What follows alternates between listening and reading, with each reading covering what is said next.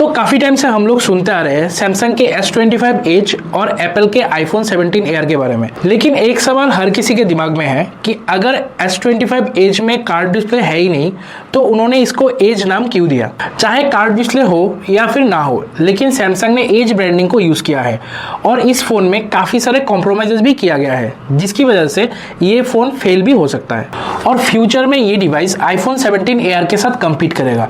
तो आगे जाके कौन से ब्रांड का फ़ोन सबसे बेस्ट होगा, ये चीज़ इस वीडियो में हम डिस्कस करेंगे। तो सबसे पहले बात करते हैं S25 एज के लीक्स और अपडेट्स के बारे में।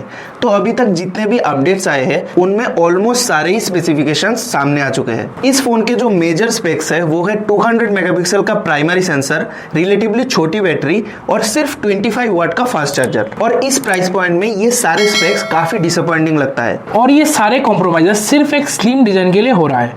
अब बात कर लेते हैं सैमसंग के एज ब्रांडिंग के बारे में।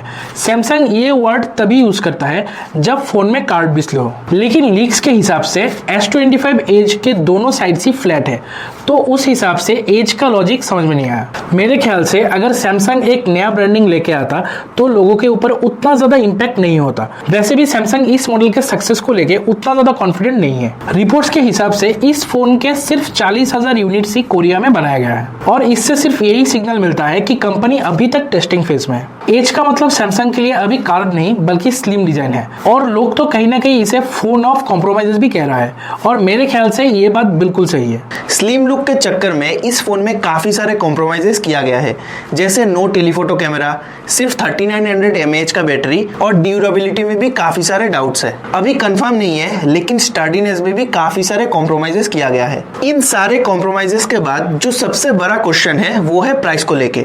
लेकिन उससे पहले आईफोन 17 एयर और S25 एज में से कौन सा फोन स्लिम है वो देख लेते हैं। सैमसंग S25 एज का जो थिकनेस है वो 6 mm से भी कम होगा, लगभग 5.8 mm तक जा सकता है।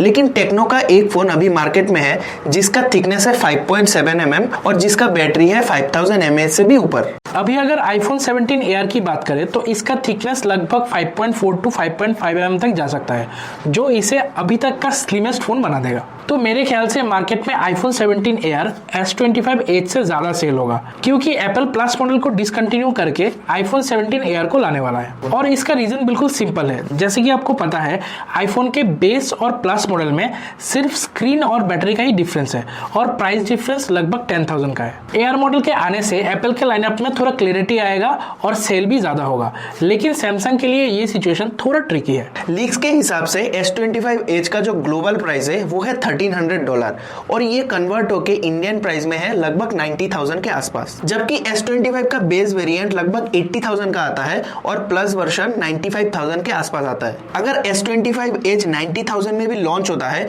तो इन तीनों फोन्स के सेल्स में असर पड़ सकता है। मुझे लगता है अगर सैमसंग इस फोन के प्राइस को 1 लाख के ऊपर ले जाता है तो ये थोड़ा अनरीजनेबल हो जाएगा, और अगर इस फोन का प्राइस 1 लाख के नीचे लॉन्च होता है तो लोग आईफोन 17 एयर को ही ज्यादा प्रेफर करेंगे। तो ओवरऑल देखा जाए तो मेरे हिसाब से आईफोन 17 एयर का ही सेल मार्केट में ज्यादा होगा, क्योंकि एप्पल अपने प्लस मॉडल को डिसकंटिन्यू करके एयर मॉडल को ज्यादा प्रमोट कर रहा है और वहीं पे सैमसंग के पास ऑलरेडी काफी सारे मॉडल्स है जिससे इंटरनल कंपटीशन बढ़ेगा। तो आगे जाके इन दोनों फोन्स में से आप कौन सा फोन परचेस करने वाले हो कमेंट में जरूर बताना, और अगर चैनल पे नए हो तो चैनल को जरूर सब्सक्राइब कर देना।